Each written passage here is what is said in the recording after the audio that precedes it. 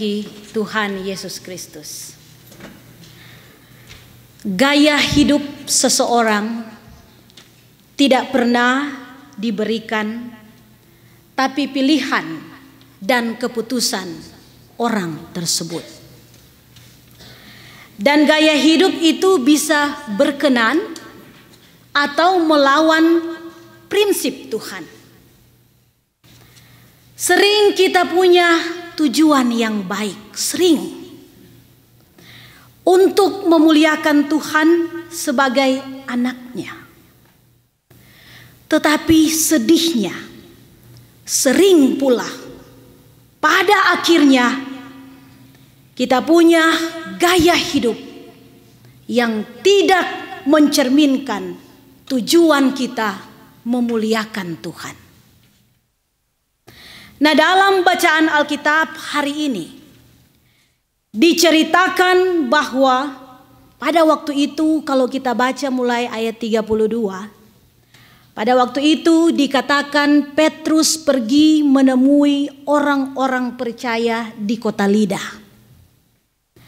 Di situ di dalam ayat 33 dikatakan Petrus menyembuhkan Eneas, seorang yang sudah 8 tahun menderita lumpuh. Petrus menyatakan bahwa penyembuhan itu merupakan karya Tuhan. Kita ingat, kita tahu bersama bagaimana Yesus telah berkata di Matius 9 ayat 6. Dia berkata kepada seseorang yang lumpuh di Kapernaum untuk mengangkat tilam dan berjalanlah. Kita pun ingat, Yesus pun pernah mengatakan hal yang sama kepada seorang lumpuh di kolam Bethesda di Yerusalem.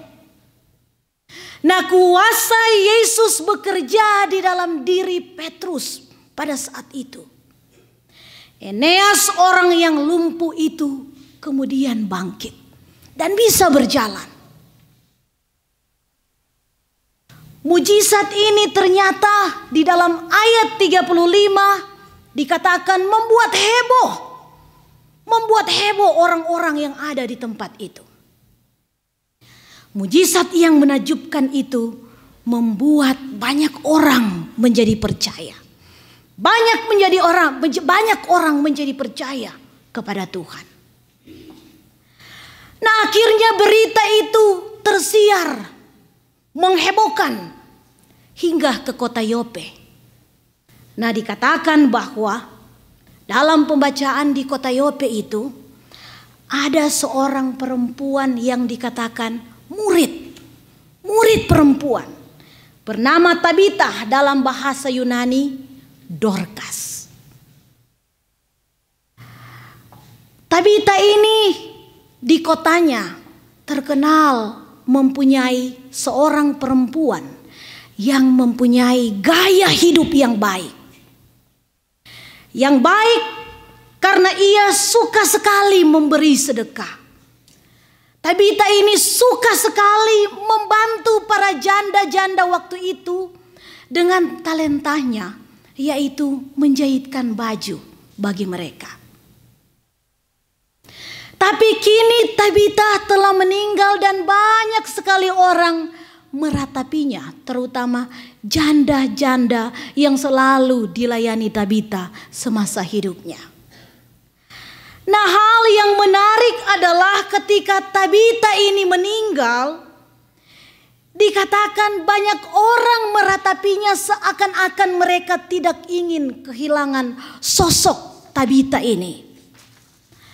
Dan kalau kita membaca dengan cermat pembacaan Alkitab di sini, apakah ada keterangan bahwa dari sekian orang yang menangis, yang meratapi Tabita, apakah mereka mempunyai hubungan famili? Ternyata tidak. Lalu mengapa mereka terlampau bersedih? Karena mereka merasakan kebaikan Tabita selama hidupnya, yang membuat mereka merasa kehilangan, yang membuat mereka bersedih, menangis, karena mereka tahu mereka tidak bisa bersama lagi dengan dia. Namun mujizat yang terjadi di kota Lida membangkitkan harapan orang-orang ini. Mereka meyakini bahwa bila Petrus bisa menyembuhkan Eneas, maka ia pun pasti dapat membangkitkan Tabita dari kematiannya. Terlihat mereka tidak menguburkan Tabita, melainkan mereka hanya memandikan dan meletakkan tubuhnya. Nah, ketika Petrus datang dan melihat jenazah Tabita, sinyal imannya langsung terhubung dengan Tuhan. Dan Petrus langsung mempraktikkan imannya dengan berlutut dan berdoa, dalam arti menyerahkan Tabita kepada Tuhan. Petrus mempraktekkan imannya kepada Tuhan. Ia tahu, ia yakin bahwa tidak ada yang mustahil bagi Tuhan. Jika Tuhan berkehendak, dia sanggup melakukan perkara besar. Dalam Kisah 9:36 sampai 43 ini kita saksikan, baik Tabita maupun Petrus memiliki iman yang berbuah. Ketika Tabita masih hidup, ia melakukan banyak kebaikan, itu berarti imannya berbuah. Ketika Petrus berdoa dan berlutut menantikan perkara besar dari Tuhan, itu berarti imannya berbuah.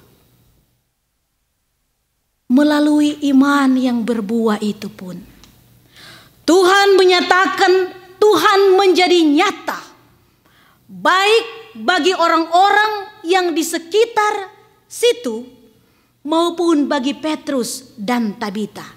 Dan dikatakan di ayat 42, di Yope banyak orang menjadi percaya kepada Tuhan karena menyaksikan iman Petrus dan iman Tabita yang berbuah. Banyak orang yang menjadi percaya. Jemaat yang dikasihi Tuhan Yesus Kristus, iman yang berbuah adalah tema khotbah saat ini, di saat kita merayakan Minggu Paskah yang keempat ini. Melalui pembacaan di kitab Kisah Para Rasul 9 ini kita belajar. Kita belajar bagaimana Petrus dan Tabita mempraktikkan iman percaya mereka. Iman yang mereka dengar lewat pengajaran-pengajaran Yesus yang bangkit itu. Iman yang mereka praktikkan bukan hanya sekedar didengar, tetapi mereka praktikkan dan menghasilkan buah. Buah bukan hanya sekedar di dalam dan untuk diri mereka sendiri, tetapi juga menyatakan hasil bagi orang-orang yang di sekitar mereka. Banyak orang menjadi percaya kepada Tuhan. Petrus mencontoh apa yang pernah dilakukan Yesus dalam melakukan mujizat. Semua mujizat itu dilakukan dalam nama Tuhan. Yesus Kristus menyembuhkan engkau. Demikian Petrus katakan kepada Eneas. Sangat nyata bahwa mujizat yang dikerjakan oleh Petrus hanya untuk memuliakan Tuhan. Tanda-tanda mujizat yang dilakukan Petrus itu mempunyai tujuan untuk menguatkan dan mengilustrasikan berita keselamatan di dalam diri Yesus. Petrus juga ingin menunjukkan bahwa kematian dan kebangkitan Yesus, maut dan penyakit apapun dipatahkannya. Kesaksian keajaiban karya Kristus itu akhirnya membawa banyak orang mendengar berita Injil, melihat mujizat-mujizat, dan menjadi percaya.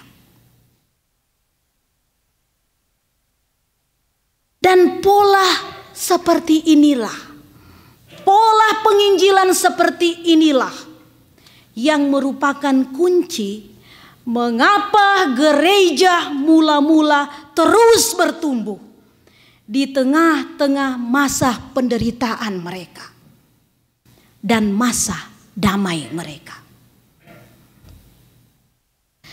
Jemaat yang dikasihi Tuhan Yesus Kristus, Tuhan Yesus pun senantiasa mengingat setiap perbuatan baik yang Eneas dan Tabita lakukan sehingga dia tetap setia.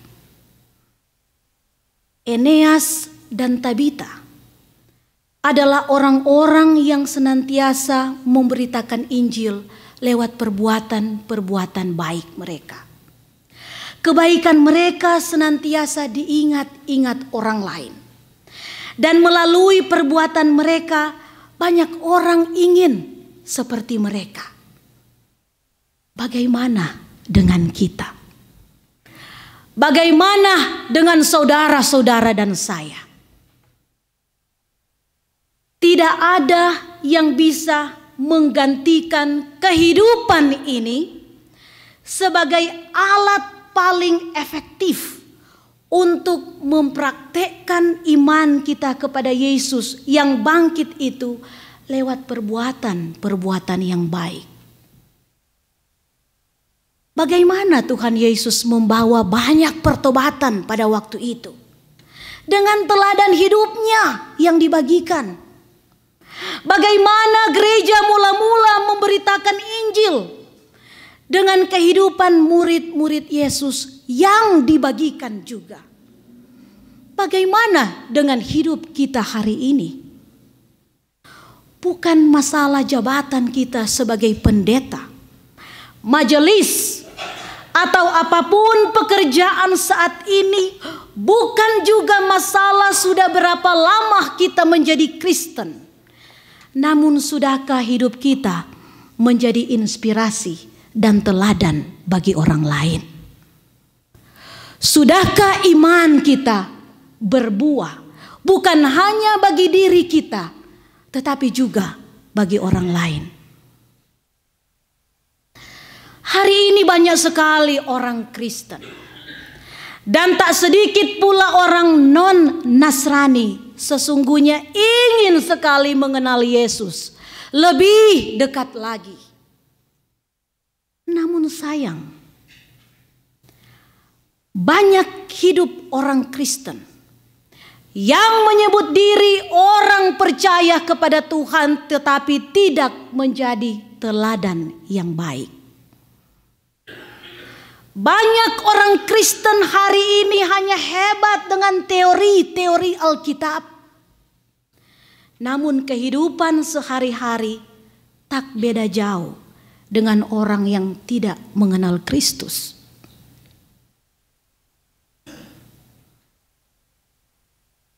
Iman yang berbuah adalah penginjilan paling efektif dan yang harus dimulai dari hidup kita sendiri. Kalau Roh Kudus sudah berkuasa atas diri kita, sudahkah kita memuliakan Tuhan lewat berbagai pekerjaan dan aktivitas sehari-hari? Sudahkah kita memuliakan Tuhan lewat pergaulan, lewat kehidupan sosial kita dengan sesama manusia? Sudahkah kita mengasihi sesama manusia sebagaimana kita sudah menerima kasih dari Tuhan yang sudah menderita tapi bangkit itu? Sudahkah kita selalu mengampuni karena kita sudah diampuni? Sudahkah kita menjadi saluran berkat bagi sesama manusia karena setiap saat kita sudah dipelihara dan kita selalu diberkati? Sudahkah kita mengucap syukur senantiasa kepada Tuhan apapun keadaan hidup yang kita sementara alami saat ini.